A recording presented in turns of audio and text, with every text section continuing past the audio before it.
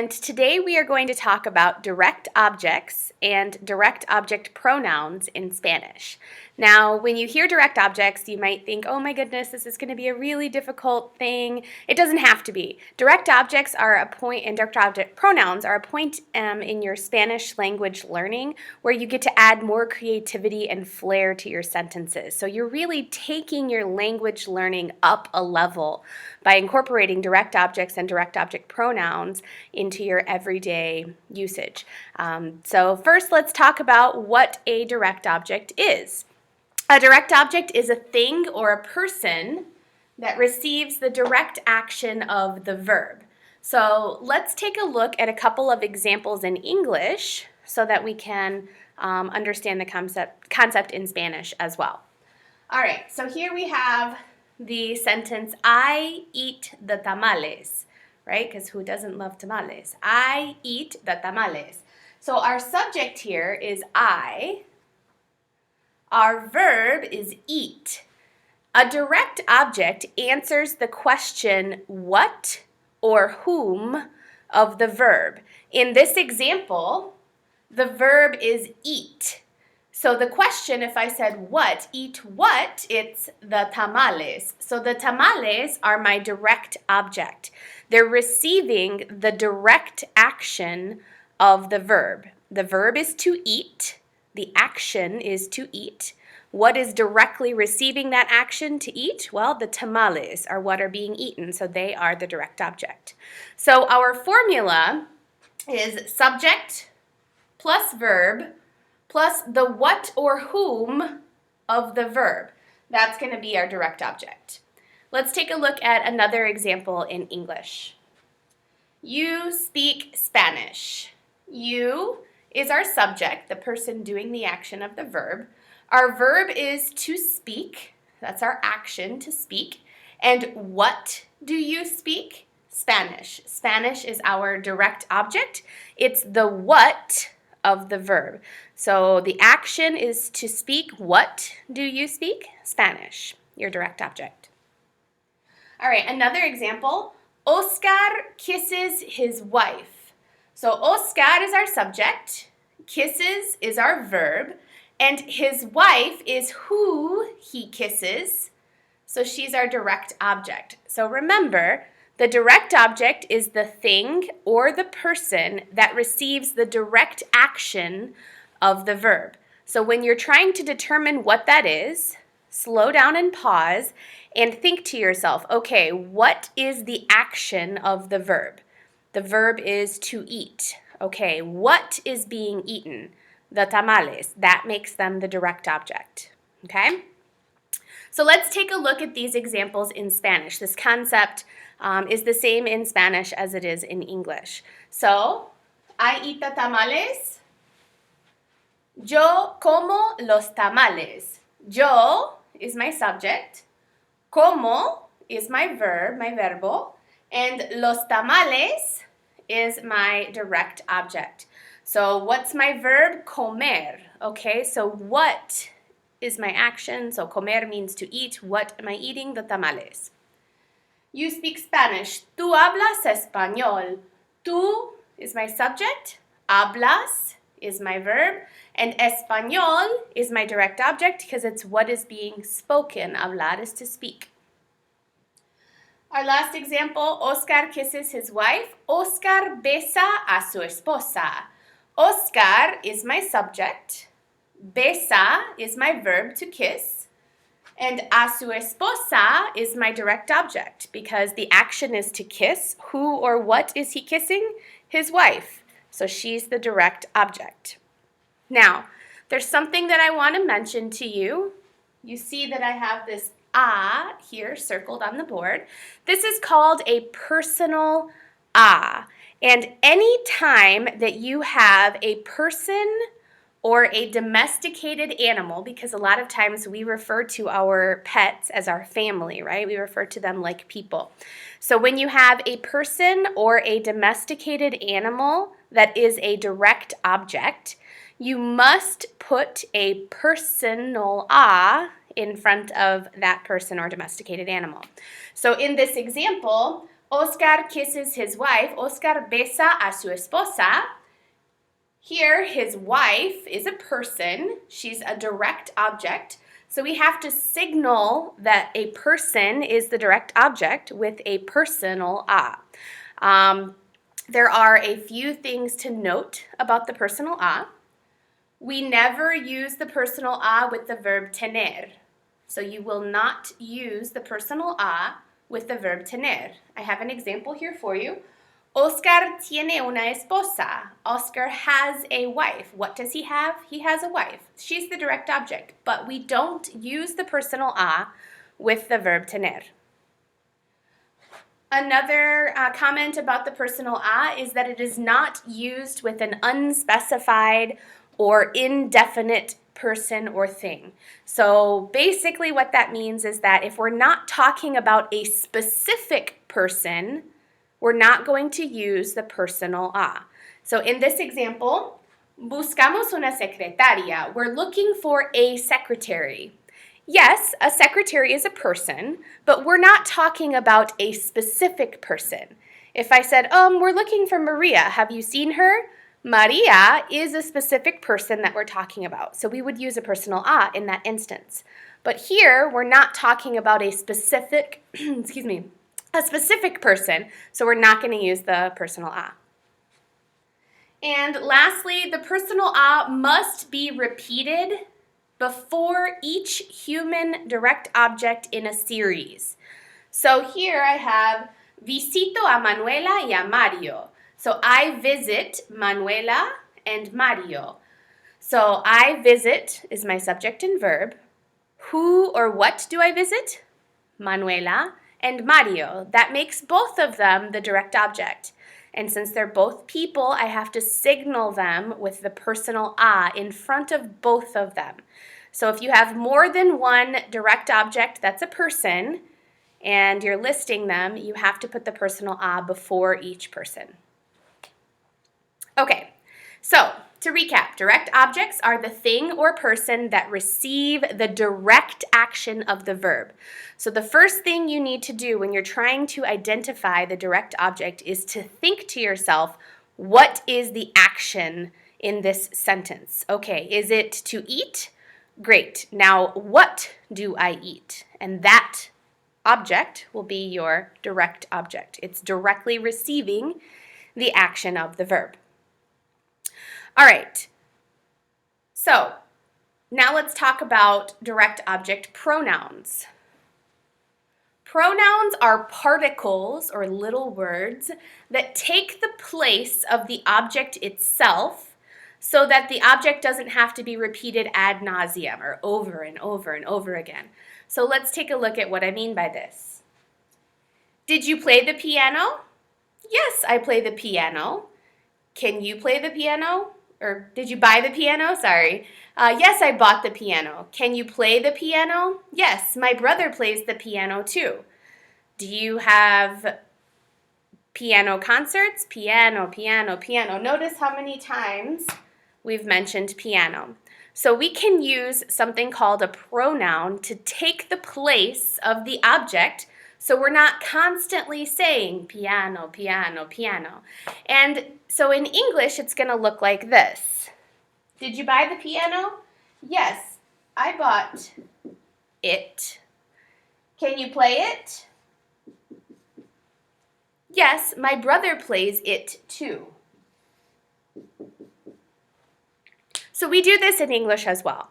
We replace our objects with pronouns in order to eliminate so much repetition, so much repetition. So we're going to do the same thing in Spanish. Our pronouns, our direct object pronouns in Spanish are me, te, lo, la, nos, os, los, and las. So I want you to repeat these after me. We're going to go over them one more time. Repiten. Me,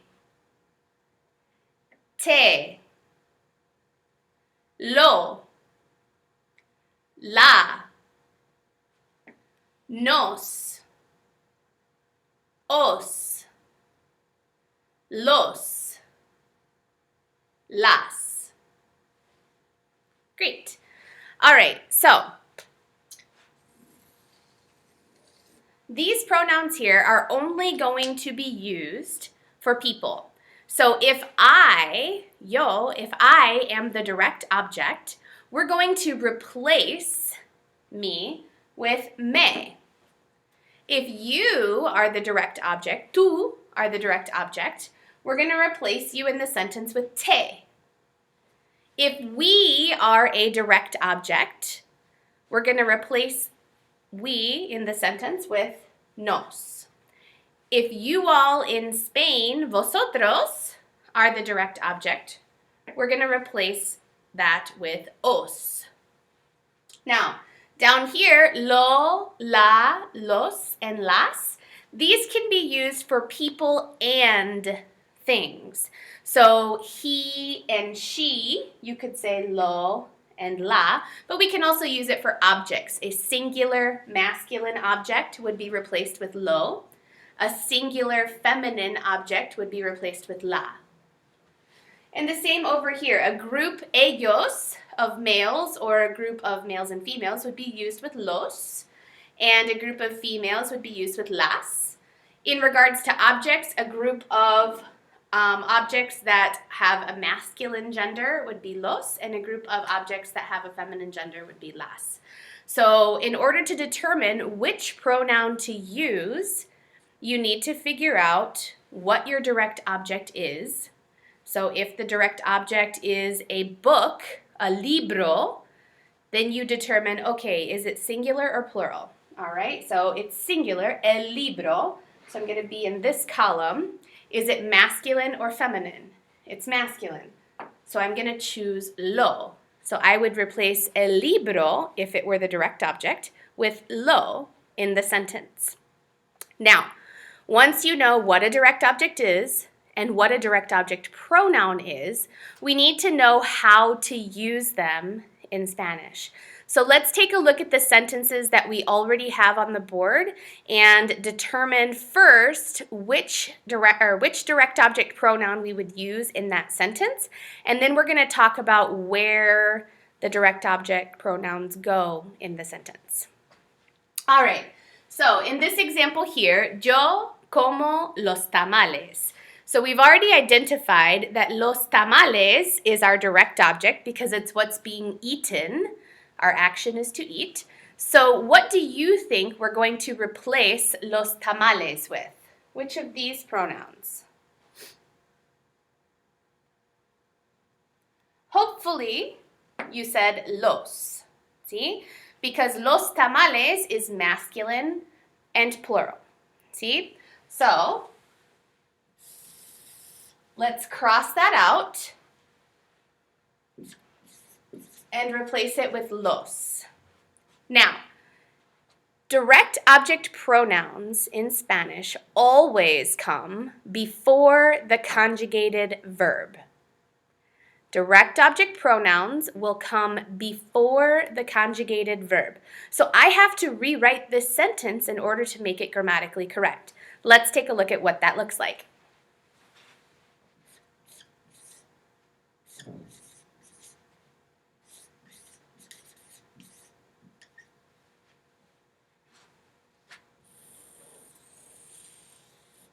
So my new sentence looks like this. Yo los como. I eat them. See? So I'm replacing los tamales with the word them because we've already established we know we're talking about tamales. So I don't have to keep saying tamales, tamales, tamales. We understand, based on our context of our conversation, that we're referring to tamales. So I don't have to keep repeating them. So I'm going to replace los tamales with the direct object pronoun los, and I have to put it in front of the conjugated verb because pronouns in Spanish come before the conjugated verb. And my verb here is como, and so I have to put los in front. All right, let's take a look at the second example. Tú hablas español. You speak Spanish. So we said earlier that español is my direct object because it's what's being spoken. Hablar means to speak. So I want you to determine which of these pronouns we're going to use to replace español. So instead of saying you speak Spanish, now we're going to say you speak it, because we already know we're talking about Spanish based on our conversation. So I don't have to keep saying Spanish, Spanish, Spanish. I can say it, and you will know what that it is. So which one of these are you going to use to replace español? So español is singular and masculine. So we're going to choose lo. So we're going to replace español with lo. Now we need to rewrite our sentence so that the pronoun comes immediately before the conjugated verb. So I'd like for you to think about what this new sentence is going to look like when we rewrite it. So I'll give you just a minute.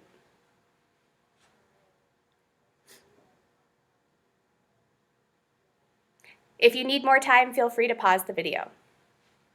Okay, so our new sentence looks like this.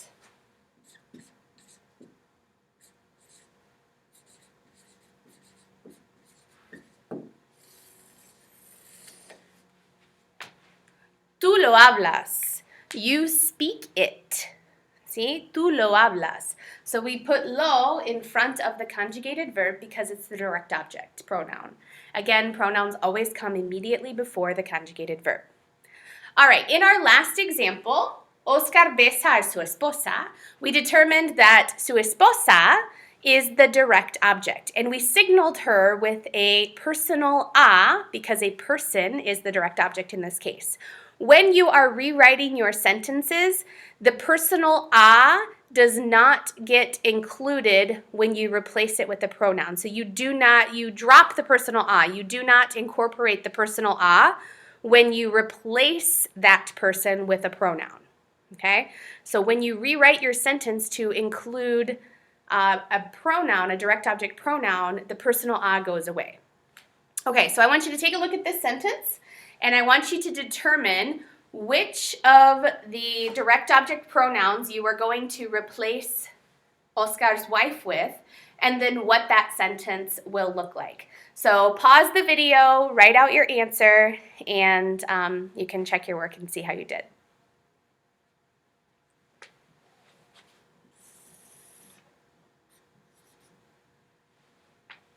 Okay, so we're going to replace his wife with la because she's a female.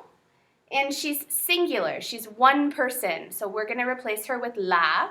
And our sentence is now going to look like this.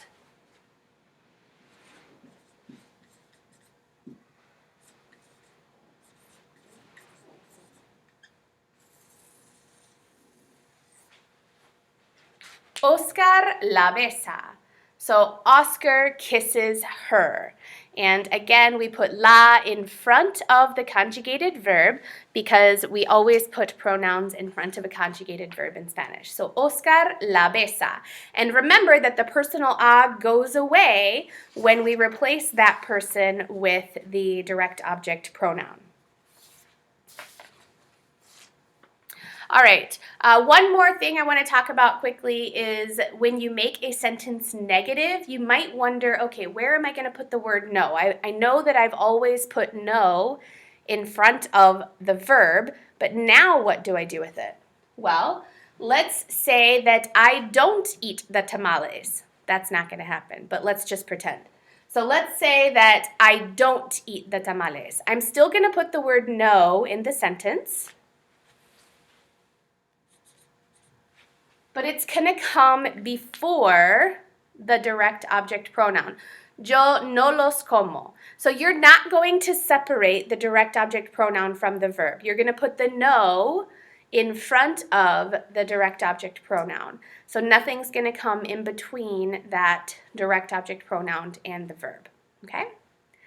All right, clase, if you have any questions about direct objects or direct object pronouns, please reach out to me. I'm happy to help you, and have a great day. Hasta luego.